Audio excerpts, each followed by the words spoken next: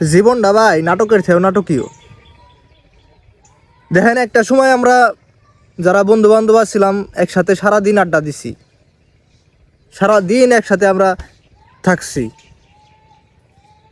আমি ব্যক্তিগতভাবে আমি চিন্তা করছি যে 24 ঘন্টায় জানি দিন থাকে, রাত জানি না হয়। রাত হলে তো আবার সবাই যার যার বাড়ি চলে যাবো, তখন আর ভাল লাগবো না।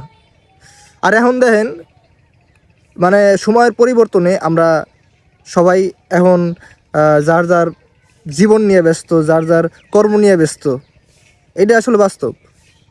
একটা সময় এসে পুরাই একা হয়ে যাওয়া লাগে। এখন দেখা গেছে ইচ্ছা করলেও আমরা সবাই একসাথে হইতে পারি না। ওই কোনো অনুষ্ঠান ছাড়া, কোনো আয়োজন ছাড়া একসাথে হওয়াটা খুব কষ্ট এখন। যে আমরা সারাদিন একসাথে থাকতাম, ওই আমরা এখন কি কয় নিজের জীবন নিয়ে এখন এক একজন এক এক জায়গায়।